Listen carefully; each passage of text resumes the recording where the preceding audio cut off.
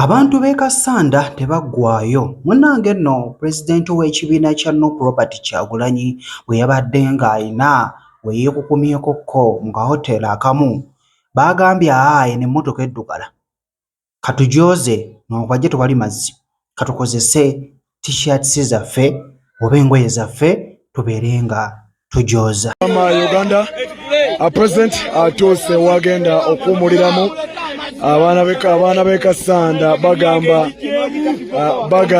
emmotoka ya president tebagenda gyekkiriza kuddugala, engoye zaabwe bazigyemu, basiimuule mpola mpola ku mmotoka ya His Excellency Robert Kyagulanyi Ssentamu. Bagamba eddugala tebayinza gyekkiriza kubanga eddugala baba beeswazizza, so basazeewo bagamba amazzi gategaliiwo, bagenda bonga bo bagenda kujooza, tegenda kubeera wano ng'eddugala. Tuvuddeko ate awo katono kuleetedde sipiiki ya Palaso bwe yabadde Emityana ng'ayongera okubeera ng'asaka akalulu ka pulezidenti w'ekibiina kya Nuupu Robert Kyagulanyi.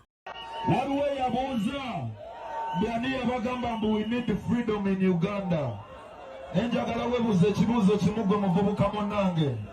The freedom you have, oyina freedom ekukkiriza kunywa njaayi, but do you have health freedom? Do you have medical freedom? Do you have financial freedom? Do you have what it takes to have full freedom? Yeah, man. Nze bwe ntunuulira Uganda ya leero ng'omuyimbi n'abayimbi tubbiddwa nnyo. Abayimbi tuyina amaanyi agasobola okugatta ku ggwanga lino ne tulikyusa nga tusasula emisolo, naye batumye omukisa ogusobola okukyusa eggwanga lino, ssente zaffe ne zigenda mu nsawo z'abalala. Byonna ebyo twagala bibeere mu Uganda ensi empya. Abayimbi bwe tukaddiwa, nawe mukwano gwange bwonna okaddiwa toyina agenda kujjanjaba. Ekyo kye bayita medical freedom. Twagala medical freedom. Mukwano gwange okusoma kwabalondemu, ate ne bw'ofuna omukisa n'osoma oyinza obutafuna mu mirimu kuba emirimu gy'abalondemu gy'abaki.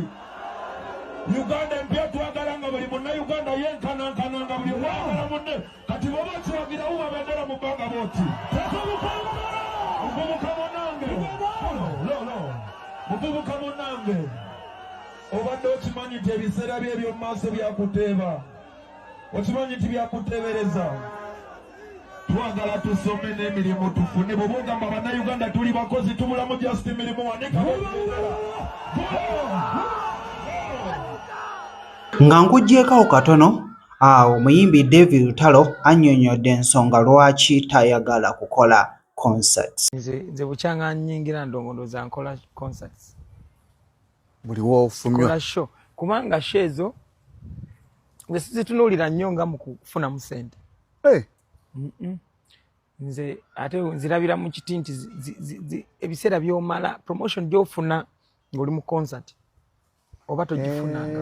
Wano wonna omwezi nga bulamu bwonna amaaso gali ku ggwe, boogera ku ggwe amawulire byonna. That's a good strategy. Kipushinga nnyo nnyo nnyo erinnya lyo ne litavaawo.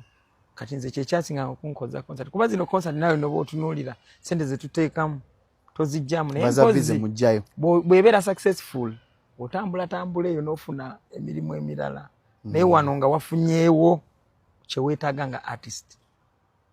Era artist bw'omulanga obubi oba bw'onnanga obubi, nze nyiiga promota nkunyiigira n'atakulanga kijjayo bulungi, kubanga yeba goal yange ekulembera yadde ne ssente. Kwa ssente bazituwa baba promota n'ozizaamu n'ogira wano kuba yalabako kungulu kuno, gwe n'onoonya eri ogenda okunzika nga ssente seziriiwo, naye gwe ng'obala nti bwe naabeera nga wendi nja kusobola okwakivinga kino ne kino ne kino. You invest in your own music. Tobadde nnyo na ntalo, ki ekikumye okubanga tolina ntalo, tolina sitanti, tolina ntalo? Kyembuuza tolina ntalo David, tolina ntalo, tokola sitanti ate nga banno sitanti zibayisaawo. Nkusaba liking video sakugendako mu comment section obeere ng'ombuuzaako ompya obeere ng'osubscribinga bingi bikyajja.